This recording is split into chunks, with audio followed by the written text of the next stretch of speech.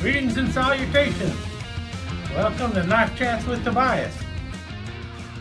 Welcome to the next adventure of the Elk Ridge Traveling Knife Show. I received this knife from J.O. Ventures Outdoors.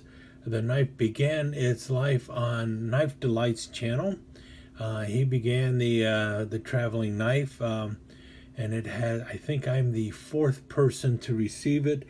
It will be going from me to somebody else. And well, before I get into all this, let me go through the letter that came with it. Now, Knife Delights and his letter gives us instructions on what to do with this. And the biggie is, in order to link all the videos together, please use the following title, and he gives the title, and then some helpful guidelines for it. And one of the things that he says is, if you have any swag, put some in the envelope for the next channel. And if you'd like to write a short note introducing yourself to the channel that you will be sending the knife to, blah, blah, blah. Do not include information that you would not want on YouTube, which means I can read you in entirety the note from J.O. Ventures Outdoors.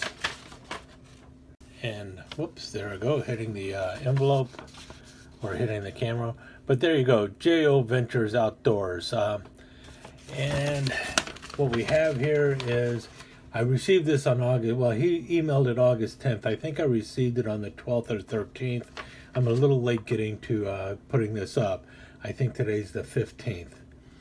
Hi Tobias, I'm so glad you were the next channel on this traveling knife journey, because I wanted the opportunity to share my gratitude for your support of J.O. Ventures Outdoors in the very early stages of growth.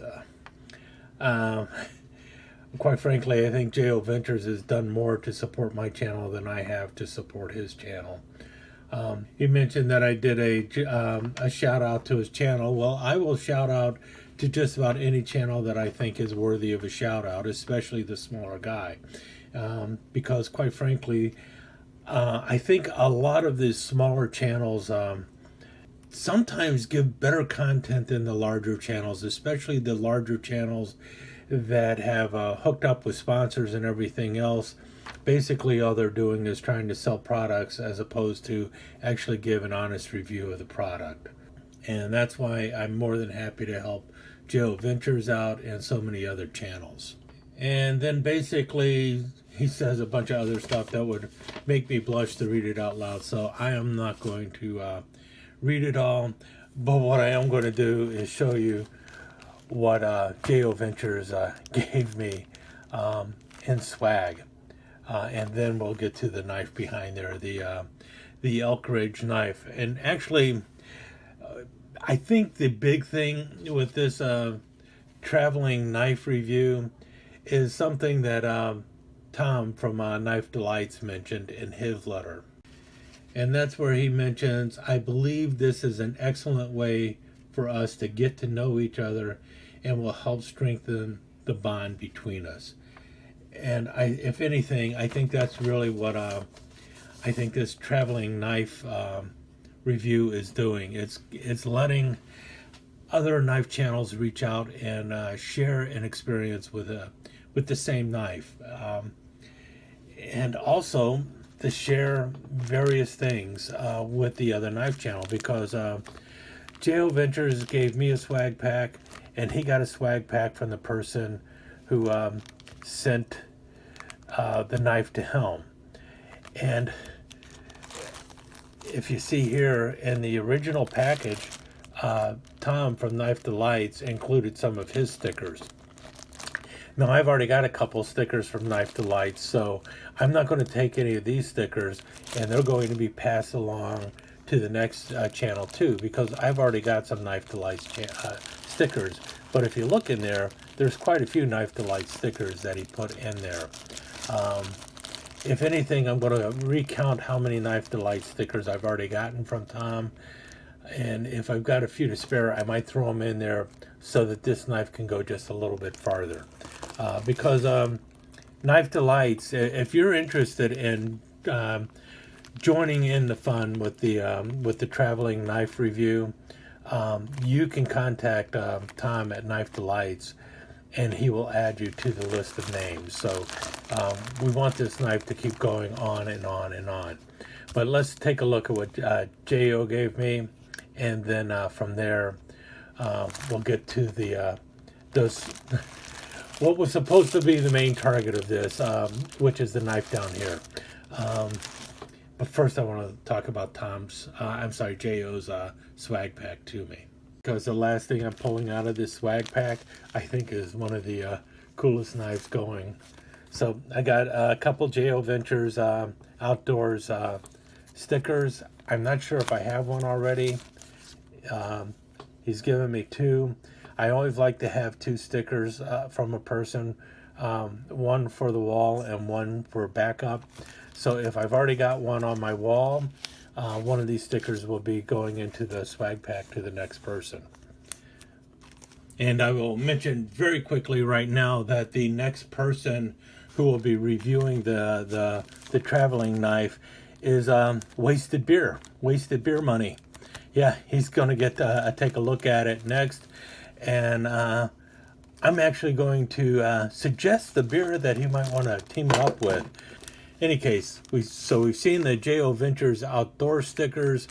Let's pull out. J.O. Ventures is very organized. He bagged everything up. So I've got some cord wraps here. These are leather cord wraps with a couple snaps on there, which are pretty cool. I might be modifying one of these because I can use, I'm thinking I might be able to use it in another way, but these are just little cord wraps, leather cord wraps, snaps. See, snap it around, and you can snap it over and hold some wires in place. Or you can snap the two of them together like this and have a wider area for them to snap into and hold even more wires. And then the next thing, let me pull this out. This is you call it a mini strop, so for sharpening knives and stuff, but I'm looking at it more as a keychain. But he's like nicely put on there, knife chats, which is pretty cool. Got a little carabiner at the top, so you can actually hang it off or hang your keys onto it, and you got a nice little keychain. But it is leather, so you could actually use it for stropping a small blade. Might try that too.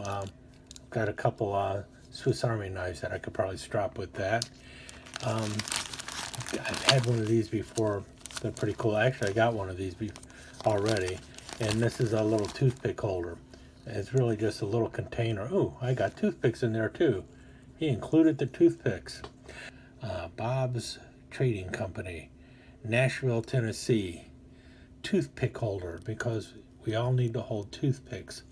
But you can also use this for other things, because this would be an ideal container for, at least for me, for some of the medication I take. So I might do that instead of toothpicks. Use it to carry small, a little bit of medication in there. So that might be where I go with it. And once you close it, it's watertight, so it's pretty cool. But this is the cool one. The last thing he sent me, and it's almost like I really should not even bother showing this on the during this review, because quite frankly, this knife is really cool, and I like it quite a bit, and it is one of those knives that I would have grabbed before I would have ever grabbed the traveling knife. But at the same time, the traveling knife, one of the cool things about it is, because it is a knife that I would not have picked up, it's nice to get, a review of a knife that a person would normally not pick up, so they can give an objective thought of the knife. But this is one of those knives that, yeah, it's a little bit of a gimmick and everything, and definitely not something that will appeal to everyone, but it appeals to me. And that is right here. If you notice, it kind of looks like a Lucky 13 lure by Heron. And you can see there, gotcha. Yeah, and you could, but it's definitely not a lure because, well, you open it up and you got a nice little knife blade there. And it's not a small knife, but look, it feels good in the hand. It's all plastic. I'm guessing it's got a hidden back spring in there because it definitely has a good spring going for it. And you open it up, there's no blade wobble at all. Yeah, the blade, what you're seeing there with the bend, that is the blade flexing. So it's not a really thick blade or anything. Doesn't have too bad of an edge or anything. I'm sure it's a really inexpensive steel, but talk about a cool little knife that you could throw into your tackle box. And yeah, I don't know, it's just something that really caught my eye. He sent it as like, and I kept thinking, wow, J.O. Ventures, this is really cool. Thank you very much for sending me this knife. Now, with all that said, I've gotten through all the swag. It's really time to take a look at what came with the, oh, that's the other thing. There was one more thing that he gave me. Where is it at? Did I throw it in here? I did. I threw it in here. This is a knife slip. And I think I didn't mix things up. This is a knife slip that a J.O. Ventures Outdoors sent for me. And that has a bass jumping out of the water. Really well made, nicely stitched and everything else. You got the little leather tongue there with the little beads, so you can put that in your pocket, have that dangling out, and you can easily pull it out. I wonder if the fish knife will fit in there. It would be kind of tight. Have to stretch it out a bit, but we know it's the right size for the traveling knife. So, but this is also, I believe, J.O. Ventures Outdoors sent this to me also. I think I just shoved it back into the wrong bag. But anyway, let's move on to the traveling knife, because, well, that's kind of what I'm supposed to be doing, is reviewing the traveling knife. Okay, finally time to actually take a look at what we're supposed to be looking at, which is the traveling knife for review. And as you see, we got the Knife Delight stickers, and the knife came from J.O. Ventures Outdoors, and he included a slip with the knife, and you see the wonderful bear on there, and then you've got all sorts of other little intricate tooling done on there, nicely stitched all around. A very nice slip that he made for this, and the knife goes in there really well. I like the little lanyards that he put on there with the wood bead.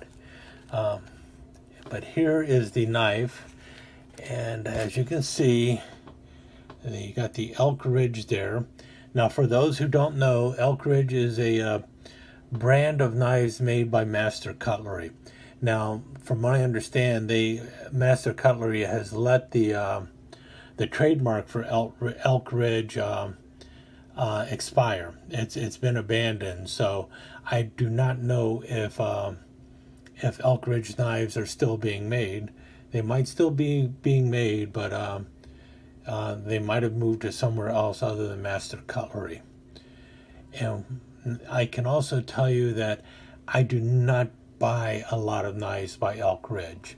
I do have a couple, and one of the reasons I have bought them is because of the little elk symbol on there.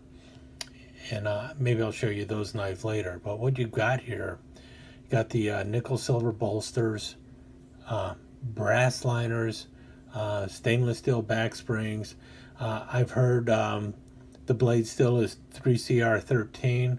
I also read in one location that they were 440A. I think that was somebody with wishful thinking. I believe these really are just 3CR13, which is basically a 420 steel for those folks who are trying to keep up with all the different names and numbers. Also got wonderful brass pins on there. And I think the fit is pretty good going across the back here. Now, I do know there is at least one issue with the knife, and that is the main blade has an ever so slight wobble. Nothing that actually affects the work of it. Matter of fact, if you could get in there somehow and pinch the liner over a bit, I bet you that would stop it from wobbling. But you can feel it, but you can't feel it if you do the old case wobble, and that's the way case checks. You don't feel it there. You only feel it if you actually start trying to push the blade side by side. I don't think it's significant enough to warrant anything, especially considering this knife is a, like a $12 knife. You got the match strike pulls. Action here probably needs to be cleaned a little bit. This knife has gone through a few people, so it probably needs to be cleaned a little bit. I might oil it before I send it off to the next person. You have a funky spade blade on here. I will give you that much. You notice how it basically looks like it was going to be like a long clip, and they just snipped it right there, turning it into a spade blade. And this is a kind of spade blade that I've seen on Schrade knives before, but I've never seen one this small on a Schrade. The frame on this is only 3.5 inches, so that's one of the reasons. But I think one of the reasons they do have that clip going the way they do is so that they could seat the sheepfoot blade even lower into the handle. I'm going to compare this in a minute to the Model 18. I'm sorry, the number 18 Stockman by Case, because it's about the same knife, especially with the long Turkish clip going on here. See the Elk Ridge on the blade there. Do a really good job with that. And here we have everything about it. You see Elk Ridge, the number. What is that? 953 BR, stainless, and then custom series, I think is what it says there, or custom shop. What I really like about it though is the covers on here. They just call it brown, but I think J.O. Ventures and others, everyone has commented on just how pretty the handles are, and they are really pretty. To me, they remind me of root beer, and that's what I was going to mention, the wasted beer money. Maybe you could pair this up with, I know there's a couple alcoholic root beers out there. Maybe you should compare this knife or pair this knife up with an alcoholic root beer, because I think that's what this knife reminds me of, a root beer. And it's really well made.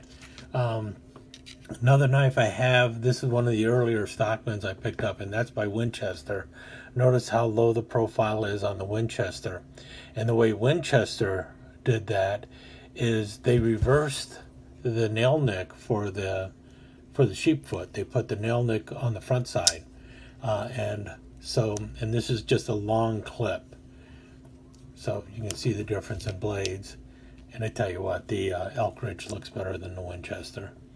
The longer Turkish clip, or this is actually also known as a trailing point Skinner type blade, so you could also look at it in that way, as opposed to the long clip on the Winchester. Elk Ridge has a nice little edge there. Winchester has the pad stamping going on. Also, it's got a wood handle and stainless steel throughout. And these knives would be comparable in price. The Winchester is still rock solid. Man, I carried this knife for a while too. But you notice the sheepfoot is on this side to open. But because of the way this clip blade is, both of the back blades open from the back side. And you can actually get to this nail nick better than you can on the Winchester.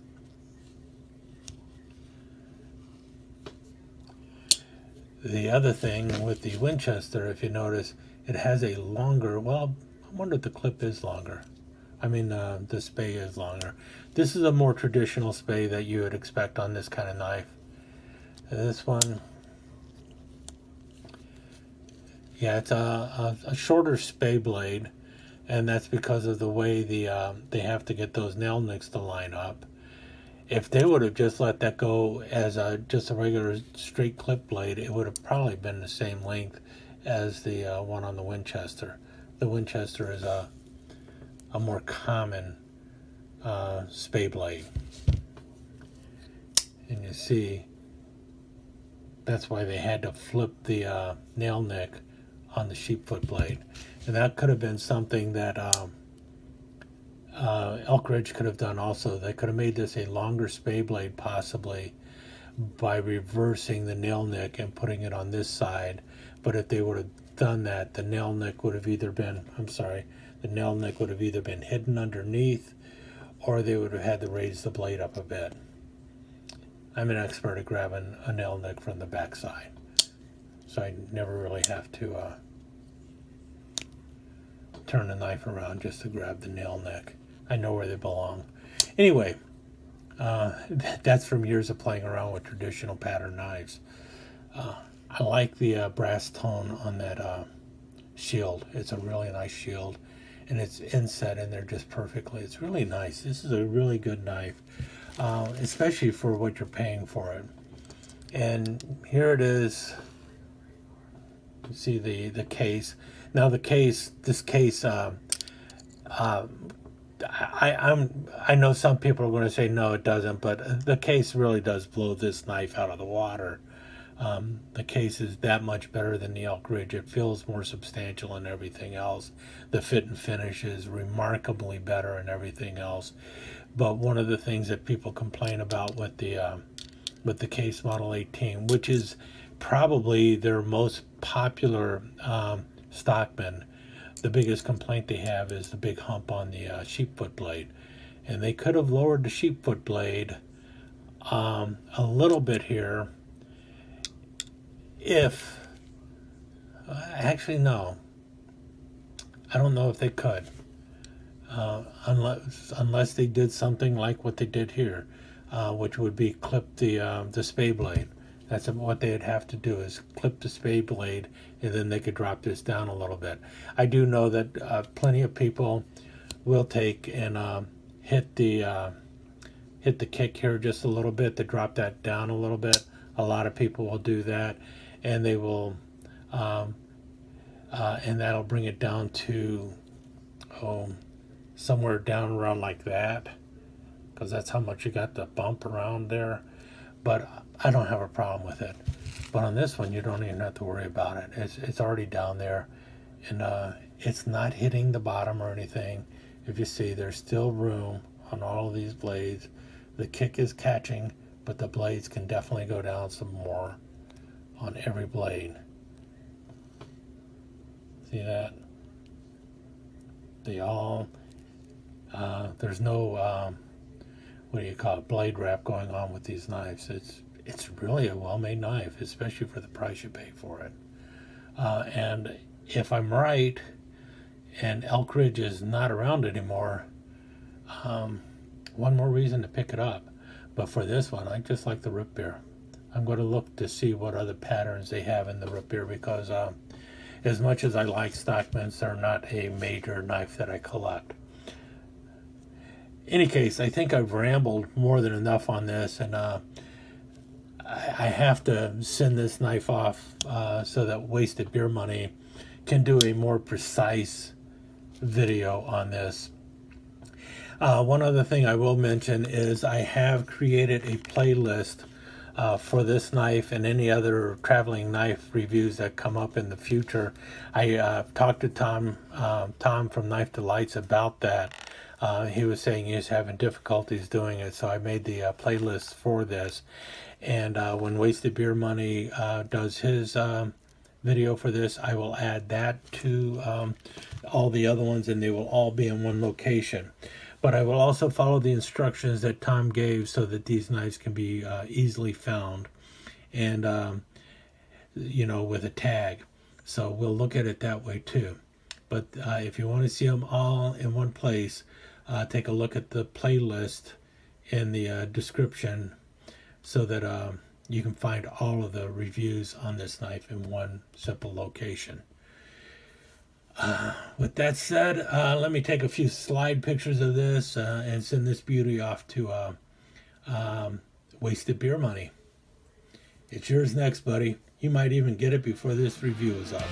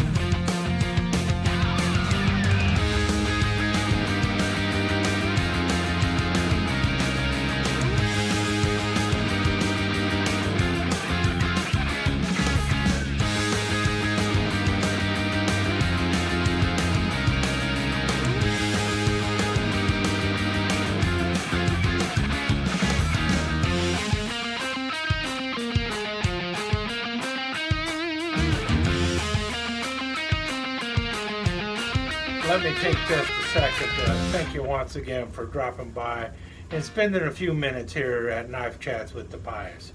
I really do appreciate it, and I do appreciate any comments that you leave.